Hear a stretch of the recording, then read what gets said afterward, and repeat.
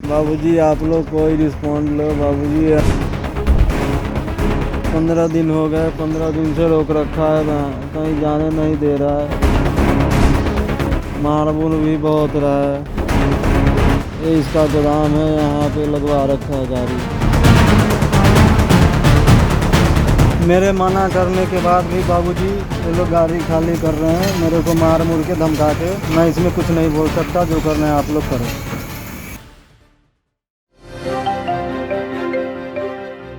दोस्तों मुझे ऐसा लगता है कि ट्रांसपोर्ट सेक्टर के अंदर बहुत सारे डिस्प्यूट हो जाते हैं। किसी भी कारोबार में जहां पर बहुत सारी पार्टीज इन्वॉल्व हों तो डिस्प्यूट होना आम बात है, लेकिन डिस्प्यूट रेजोल्यूशन के लिए कोई मैकेनिज्म ना होना ज़्यादा गलत बात है। मैं कहना ये चाहता हूँ आसान भाषा में कि अगर झगड़ा हो गया पार्टीज़ के बीच में, चाहे व्यापारी और गाड़ी मालिक में हो गया, गाड़ी मालिक और ट्रांसपोर्टर में हो गया, उसको सुलझाने के लिए कोई एक अच्छा प्लेटफॉर्म नहीं है जहाँ पर साथ के साथ उसका फैसला हो जाए। इसी और मुझे लगता है सबसे ज़्यादा जो डिस्प्यूट होता है वो होता है जब माल अनलोड होता है, उसकी शॉर्टेज पड़ जाती है या वो माल ख़राब निकलता है। उस समय गाड़ी मालिक की या ड्राइवर की सिचुएशन बहुत ज़्यादा ख़राब हो जाती है।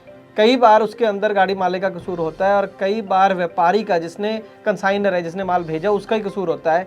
लेकिन फंस वहाँ पर, क्योंकि मौके पर गाड़ी है तो वो गाड़ी को पकड़कर वहाँ पर खड़ा कर दिया जाता है और व्यापारियों के झगड़े में अक्सर गाड़ियाँ वहाँ पर फंसी रहती हैं। ऐसी एक और घटना है जहाँ पर कांच का सामान गया है, कांच ही गया है, शीशे गए हैं, शोरूम के जो शीशे होते हैं वो गए हैं काफ़ी दूर, और उसमें से कुछ जो शीशे हैं वो टूटे पाए जाते हैं। और उसके बाद किस तरीके से जो है गाड़ी मालिक फंस जाता है पूरी गेम के अंदर, वो मैं बताऊंगा आज की इस खास ग्राउंड रिपोर्ट में।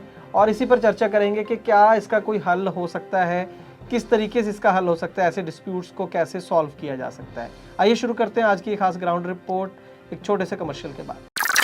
दोस्तों मैं जानता हूं कि ट्रांसपोर्ट के कारोबार में ढेरों चिंताएं हैं, लेकिन अब कम से कम अपनी गाड़ी के बीमे की चिंता छोड़ दें। प्रीमियम आपको सबसे कम मिलेगा, पॉलिसी में किसी तरह की कोई कमी नहीं होगी और क्लेम हॉटलाइन की सुविधा 24 घंटे मिलेगी। बस गाड़ी की आरसी और पुरानी बीमा कॉपी ट्रांसपोर्ट मॉल ऐप में डालें या 90-831-90-831 पर व्हाट्सएप कर दें, तो गाड़ी का बीमा सिर्फ और सिर्फ ट्रांसपोर्ट मॉल से।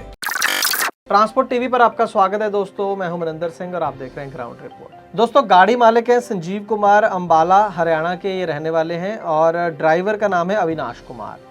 इनकी गाड़ी का नंबर आपकी स्क्रीन पर है। ट्रांसपोर्टर ये जो गाड़ी गई है इस बार वो है गुरु नानक ट्रांसपोर्ट काला अम्ब हिमाचल। और माल क्या गया था, पंजाब के डेरा बस्सी से ये माल गया है। शोरूम के जो शीशे मैंने आपको बताए ये जाने थे चास बोकारो झारखंड के अंदर।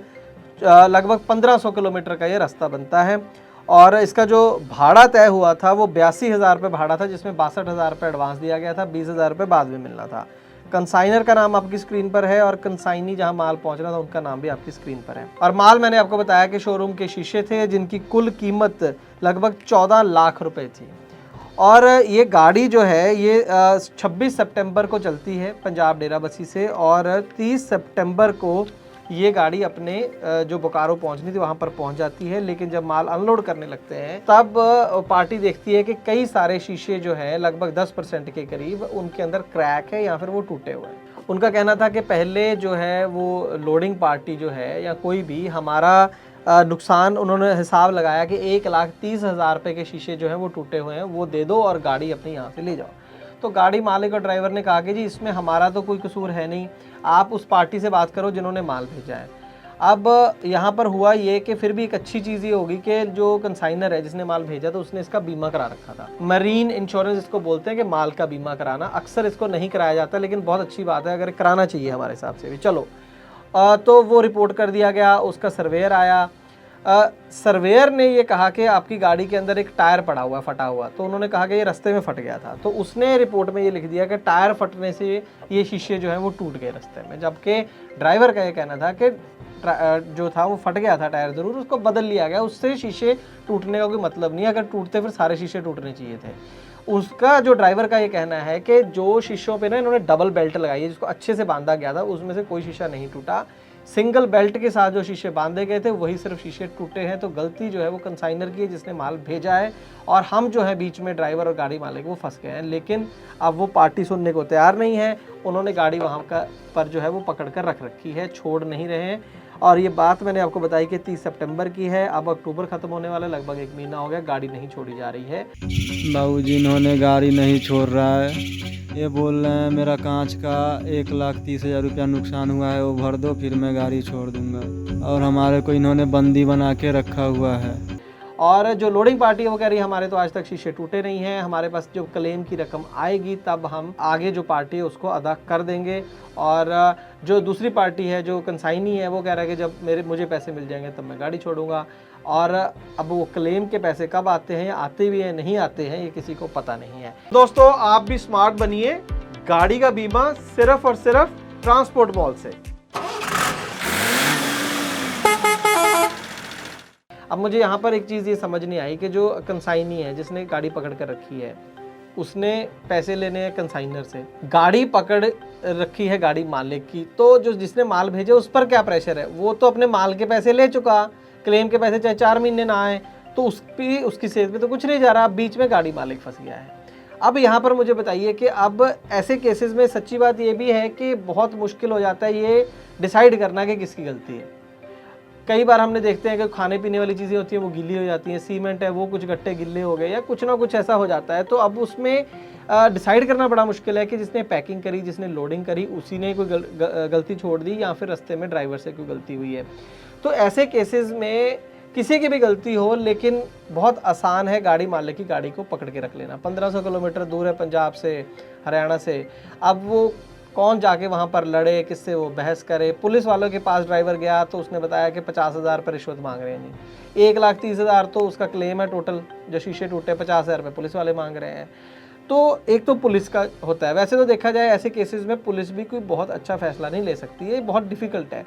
इसके लिए ट्रांसपोर्ट सेक्टर के अंदर ही कोई मैकेनिज्म होना चाहिए। एक ऐसा मैकेनिज्म बना था, कैरेज बाय रोड एक्ट बना था, लेकिन वो आज की डेट में देश में इम्प्लीमेंट ही नहीं हुआ है। उस एक्ट की अगर हम माने, इम्प्लीमेंट कहने का मतलब लागू है, उसको इन्वोक नहीं किया जाता। उसके अंदर जो ज़्यादा जिम्मेवारी है वो ट्रांसपोर्टर की डाली जाती है, बुकिंग एजेंट की, जिसका कानूनी नाम है कॉमन कैरियर। इसके अंदर जैसे माल खराब हो गया तो उसकी जिम्मेवारी बनती है असल में जो कॉम्पनसेट करना पार्टी को, और वो कितना हो सकता है, वो भाड़े का 10 गुना तक हो सकता है। मान लो इस केस में 82,000 रुपये भाड़ा था तो 8,20,000 तक की लायबिलिटी बनती है कॉमन कैरियर की। तो अब पार्टी को कॉम्पनसेट कॉमन कैरियर ने करना है, ट्रांसपोर्टर ने करना है एज पर लॉ। और वो गाड़ी मालिक के साथ क्या करे ना करे वो एक अलग मसला है, वो उसके ऊपर केस करे वो अलग चीज़ है। लेकिन जो कॉम्पनसेशन है as per carriage by road act, वो जो जिम्मेवारी है जो वो कॉमन कैरियर की बनती है। कॉमन कैरियर मोस्टली ये होता है कि जी हम क्या करें जी, पार्टी मानती नहीं जी, फ़ोन किया था वो उठाते नहीं जी, या खुद का फ़ोन बंद कर लेते हैं, फंस जाता है गाड़ी मालिक। तो ये इसीलिए मैं कह रहा हूँ कि मैकेनिज्म जितना है उसका इस्तेमाल नहीं किया जाता। अब इस केस में जो है कॉमन कैरियर के ऊपर केस करना चाहिए किसी भी पार्टी को अगर करना है, गाड़ी उसकी छोड़ देनी चाहिए, जो लॉजिकल है, लेकिन छोड़ी नहीं जाती है। दूसरा काम यह है कि ज़बरदस्ती किसी की गाड़ी पकड़ना वैसी गैर कानूनी चीज़ है, उसमें पुलिस का रोल हो सकता है, लेकिन पुलिस पैसे मांगती है। तो अब और दूसरी तरफ पार्टी ये कहती है कि अगर गाड़ी छोड़ दी मैंने तो फिर मुझे तो किसी ने कॉम्पनसेशन देनी नहीं, मैं करूँगा क्या। तो ये पूरा ना एक पीस जो है, जो मैं शुरू में बोल रहा था, डिस्प्यूट रेजोल्यूशन मैकेनिज्म ट्रांसपोर्ट विभाग को, मंत्रालय को कोई बनाना चाहिए, जहां पर बंदा गया और 24 घंटे में फैसला, साथ के साथ किसी की गाड़ी खड़ी करने की नौबत ना आए, ना व्यापारी का नुकसान हो ना गाड़ी मालिक का। ऐसा एक मैकेनिज्म बनाना पड़ेगा, नहीं तो लोग इसी तरीके से एक दूसरे का जो है सर फोड़ते रहेंगे, यही कह सकता हूँ, लड़ते रहेंगे। इसका सल्यूशन जो है वो सॉलिड तरीके से यही है कि सरकार ही कोई एक ऐसा मैकेनिज्म बनाए। कंज्यूमर कोर्टों में नहीं जा सकते हैं, 6-6 महीने 2-2 साल 3-3 साल फैसले नहीं होते हैं। या फिर जो हमारी एसोसिएशंस है नेशनल लेवल की, वो इसको लेकर कोई अपना स्टैंड लें या कोई सिस्टम बनाए। दोस्तों आपकी क्या राय है, ऐसे केसेस के अंदर क्या होना चाहिए, किस तरीके से ये जो मसले हैं वो सुलझाने चाहिए, आप कमेंट सेक्शन में ज़रूर बताइएगा। ट्रांसपोर्ट टीवी का काम अगर आपको अच्छा लगता है तो फिर वीडियो को ज़्यादा से ज़्यादा शेयर कर दीजिए, और अगर अभी तक इतने सालों में भी आपने ट्रांसपोर्ट टीवी को सब्सक्राइब नहीं किया तो कर लीजिए। ट्रांसपोर्ट टीवी देखने के लिए बहुत बहुत शुक्रिया। गड्डी लेके उस्ताद जी, हाँ जी। नया रूट है, आज कौन से ढाबे पे रुकेंगे? ट्रांसपोर्ट टीवी पे देखा था, इस रूट पे सुखी की गाड़ी का डीजल चोरी हो गया था। अरे बंटी फिकर नॉट, ट्रांसपोर्ट मॉल वालों ने हमारी ये चिंता भी खत्म कर दी है। अच्छा जी। उन्होंने ड्राइवरों और उनकी सुरक्षा को ध्यान में रखते हुए एक नई सर्विस ड्राइवर ढाबा शुरू की है, जिसमें आप खुद बता देती है कि कौन सा ढाबा सेफ है। क्या बात है उस्ताद जी, है। ये तो बड़ा ही अच्छा काम किया ट्रांसपोर्ट मॉल वालों ने। और नहीं तो क्या, बस ट्रांसपोर्ट मॉल ऐप खोलो, अपनी लोकेशन और रूट के हिसाब से ढाबा चुन लो। बिल्कुल सही कहा उस्ताद जी, मुझे ऐप पर एक ढाबा भी मिल गया है। 5 किलोमीटर पर एक सिल्वर ढाबा और 10 किलोमीटर पर एक गोल्ड कैटेगरी का ढाबा। वहीं चलता हूँ उस्ताद जी, मैंने तो लोकेशन भी लगा दी है। चल फिर, अब अपना अगला स्टॉप भी वही होगा।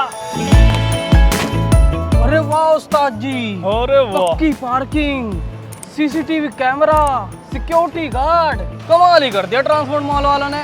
और सबसे बड़ी बात, ढाबा ढूंढने में कोई दिक्कत भी नहीं हुई। चल फिर अब रोटी खाते हैं। चलो जी। तो दोस्तों, आप भी स्मार्ट बनिए और किसी भी ढाबे पर रुकने से पहले ट्रांसपोर्ट मॉल की इस नई सेवा के जरिए अपने और अपनी गाड़ी की सुरक्षा के लिए सेफ ढाबा चुनें। अभी डाउनलोड कीजिए ट्रांसपोर्ट मॉल ऐप।